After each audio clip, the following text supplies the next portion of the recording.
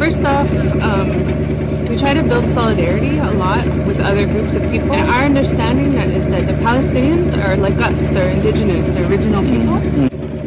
We fight a lot for our rights and our right to exist as indigenous people, as we always have, in our own home countries. Understanding that a lot of times we have to deal with colonial powers. And when I say that, I mean indigenous people globally. So in my mind, I see Palestinian people in the same way as indigenous people, but also struggling for the right to exist against a colonial state, right? That the state uses as a settler colonial country trying to impose itself are similar to a lot of what we've experienced globally, because I think a lot of indigenous people have had newcomers come to their territories and assume the God-given right to have the land, and they believe that they're superior to our people. And it's not that we hate anyone or anything like that. You know, we signed treaties where I come from with the British Crown to share the land, but unfortunately they took 98.8% of it, and that's what exists now as Canada. So our land that we have are these small reserves. We once had everything, and we've been shoved onto these little tiny places. So many similarities to the colonial tactics that were used on us that are being used in Palestine. They're very similar. Very shocking about going to Palestine was just the brutal violence that people have to face every day. And it's unfortunate to me that the world doesn't see it for what it is and how violent it is. I think the second part to that is just the targeting of women and children and all the children prisoners. Like I can't get over that a state would get away with that and that people don't see it for what it is. So I can only imagine what that's like for families in Palestine having to deal with their children being arrested and taken away by the state. So I think part of it is just understand there's a lot of similarities. I think secondly to that, you know, we ask each other to show up in solidarity, and so if I'm asked to do something, I'll try and do that. And I think one of the things that was really nice is that when there was an uprising in Standing Rock against the Dakota Access Pipeline, there was a few delegations that came of Palestinian people to support in Standing Rock, and I thought that was really nice of people to come to show their solidarity with us and with the people from Standing Rock. You know, and I think it's those things like that.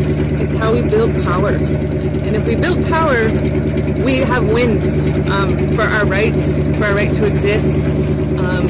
And to take down great injustices. So I hope that me being here is a way to highlight that and also to frame things a little bit differently around the rights of indigenous people and really understanding that the Palestinians have a relationship to the land. I truly believe in our creation stories that we were put in the place that we belong. And so it's really having that deeper understanding that it's not just about rights or fighting back, but it's actually a spiritual connection to the land. They were really attacked for doing that. But I think it's those kind of things that we need to do in our movements to highlight each other.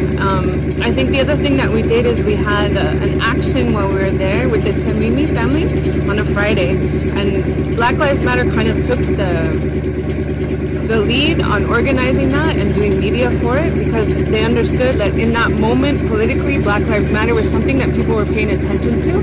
So again, it was strategic to intertwine those two stories.